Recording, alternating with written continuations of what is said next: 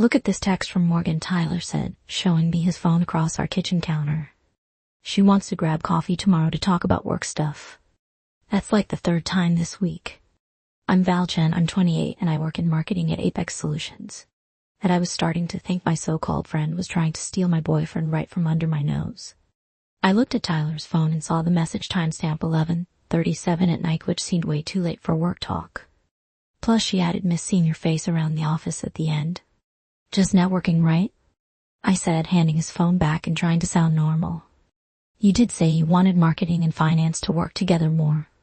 Tyler ran his hand through his dark hair, looking a bit uncomfortable. "Yeah, but she works in HR, not finance." I just smiled and went back to chopping vegetables for dinner. I didn't mention how I'd seen Morgan touch Tyler's arm for way too long at last week's happy hour. Or how she somehow always ended up standing right beside him in every group photo. Or the way her comments on his Instagram posts had gone from great presentation to inside jokes I knew nothing about. That night while Tyler was in the shower, I sat on our bed looking through my texts with Morgan.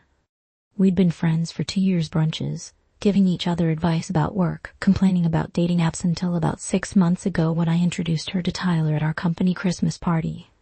After that, everything changed, but in ways that were hard to call her out on. Our girls' nights basically stopped happening. Her texts became short and boring. And whenever we did meet up, she somehow always steered the conversation to my relationship. "Tyler seems stressed lately," she'd say with this fake concerned look. "Men need their space sometimes. Maybe you should give him more independence." I had really trusted Morgan. When I started at Apex 3 years ago, she was the first person to really welcome me. She showed me around, invited me to lunch with her friends, and helped me feel less alone in a new city. I was grateful to have a friend right away. She listened to all my dating disasters, celebrated when I got promoted, and helped me move apartments. When I started dating Tyler after meeting him during a work presentation last year, she seemed truly happy for me. Looking back now, I should have noticed the signs. The way her smile tightened when Tyler kissed me goodbye at a work event. How fast she added him on social media, always commenting on his stuff within minutes. The random times she'd run into him at the coffee shop near his apartment nowhere near where she lived. Tyler came out of the bathroom with a towel around his waist. "You look deep in thought," he said. "Just thinking about work," I lied, putting my phone down. "Having some issues with next week's campaign launch." As he got dressed for bed, I thought about what to do. I'm not the type to make a big dramatic scene, not with Tyler, not with Morgan. I needed facts first. The marketing side of me wanted data before making any moves. So the next morning, I made a folder on my phone and started collecting evidence. I took screenshots of all the messages from Morgan to Tyler that he'd mentioned or shown me. I saved photos from work events where she was always standing suspiciously close to him. I noted when she endorsed him on LinkedIn for skills in his field, even though they worked in completely different departments. And I noticed how she viewed every single one of my Instagram stories within minutes, not because she cared, but because she was keeping tabs on me. I wasn't always this careful and methodical. Growing up with 3 older brothers in Philly taught me to stand up for myself, but my parents always stressed using your brain over just reacting. "Watch twice, act once," my dad, who was an engineer, would always say. And my mom, who worked as a librarian, taught me that information is power when you organize it properly.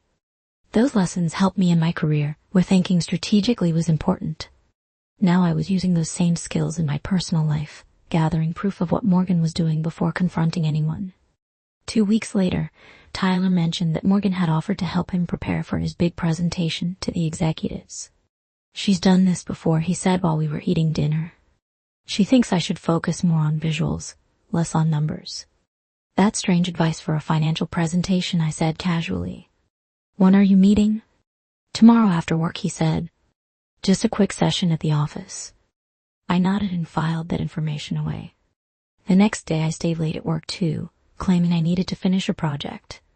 My desk was 3 floors below Tyler's, but I had a legitimate reason to visit his department.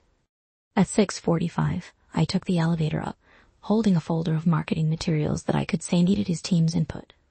The executive floor was mostly empty by then. Through the glass walls of the small conference room, I saw them, Tyler at the head of the table with his laptop, and Morgan sitting way too close beside him. As I watched, she laughed at something he said and put her hand on his shoulder, leaving it there while she leaned in to point at his screen. I didn't barge in. I just took one quick photo with my phone and went back downstairs, still holding the folder. At night, when Tyler came home talking about all the helpful feedback he'd gotten, I listened carefully, waiting to see if he'd mention her touching him. He didn't. This went on for another month. Morgan kept inserting herself into Tyler's work projects, speaking up for him in meetings I wasn't in, and somehow always leaving the building exactly when he did, despite their different schedules. All while keeping up our friendship with shallow texts and occasional lunches where she'd fish for information about our relationship while pretending to care. "How are things with Tyler?" she'd ask with this perfect concerned face. "You two seemed a bit distant at the department mixer." "Just the usual ups and downs," I'd say vaguely, watching her try to hide her satisfaction. Meanwhile, I kept building my evidence file, which now included screenshots of Tyler. I wasn't sure if Tyler was actively participating or just enjoying the attention, but the pattern was obvious. And Morgan, for all her careful planning, had made one big mistake. She underestimated how patient and strategic I could be. During this whole time, I acted completely normal with both of them. I complimented Morgan's new haircut at work. I made Tyler's favorite meals. I posted happy couple photos on Instagram with just enough real content to seem authentic. I was building my case carefully, waiting for the right moment.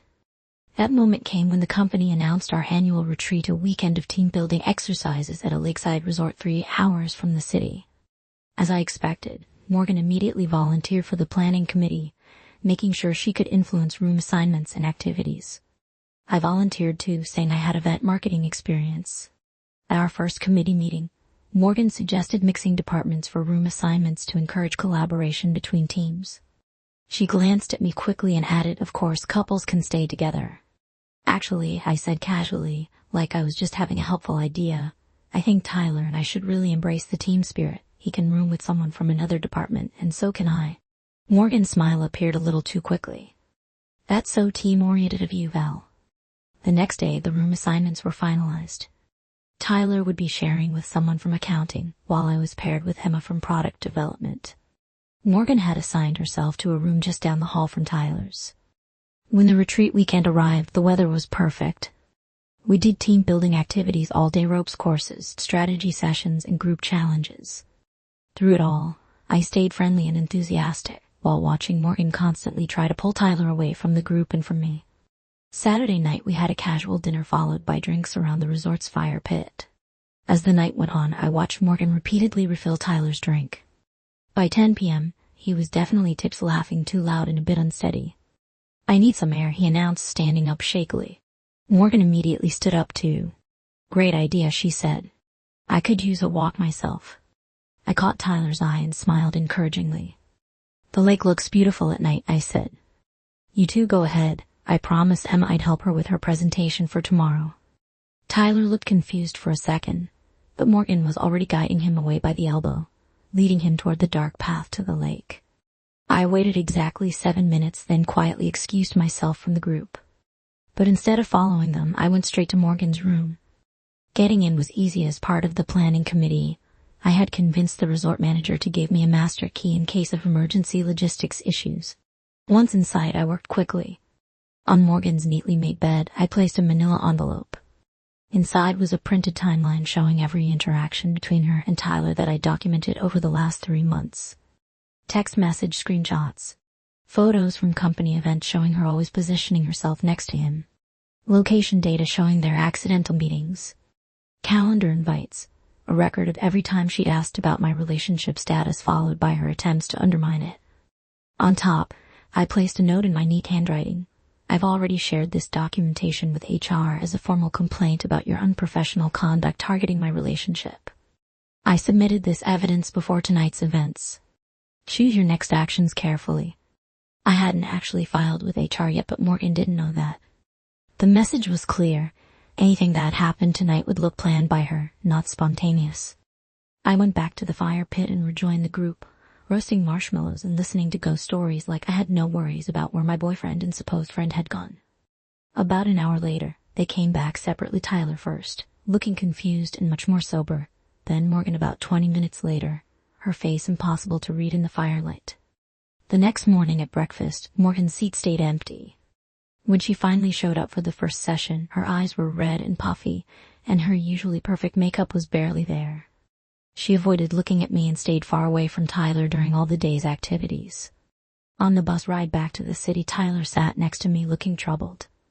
"We need to talk when we get home," he said quietly. "About what happened this weekend?" I nodded calmly. Sure. That evening in our apartment, Tyler paced around the living room while I sat calmly on the couch. "Morgan tried to kiss me last night," he finally said, running his hand through his hair. "Down by the lake, she told me you and I had been growing apart, that you'd been talking about breaking up with me." "Really?" I said, keeping my voice steady. "And what did you do?" He sat down heavily beside me. "I pushed her away, told her that wasn't true, that we were fine, and that even if we weren't, that wouldn't be the way to handle it." He looked me in the eyes. "But I should have shut down her attention sooner. I knew she was being too friendly, and I liked the ego boost. I'm sorry." I studied his face, seeing he was genuinely sorry. "I know about the coffee meetings, Tyler. The texts, the work sessions." His shoulders dropped. "Nothing physical ever happened before last night, I swear. But I let it go on too long. I didn't set proper boundaries." I nodded slowly. "And now I realize what she was doing all along," he said. "This morning she was frantically packing her stuff, wouldn't tell me why, just said she needed to rethink some decisions." "What did you do, Val?" "I showed her what happens when you underestimate me," I said simply. "On Monday morning at work, I got an email from HR asking for a meeting. Morgan had requested an immediate transfer to the company's Seattle office, citing personal reasons. Her desk was already cleared out, her work reassigned. I wasn't surprised when 3 weeks later I got promoted to senior specialist with a big raise. The evidence file I'd finally submitted to HR showed not just Morgan's inappropriate behavior toward Tyler, but also several instances where she'd taken credit for other people's work, including mine. Tyler and I had some long talks about trust, boundaries, and communication. He admitted his part in enabling Morgan's behavior, even if he didn't actively participate, and we set up new rules for openness in our relationship. It wasn't perfect, but it was honest. 6 months later, everyone at work got an email announcing changes in the Seattle office. Morgan's position had been eliminated in a strategic restructuring. I closed the email and opened my evidence folder one last time, looking through all the careful documentation of her systematic attempt to steal my boyfriend and undermine my career. Then I deleted the folder completely. I didn't need it anymore. The game was over, and I had won by playing the long game.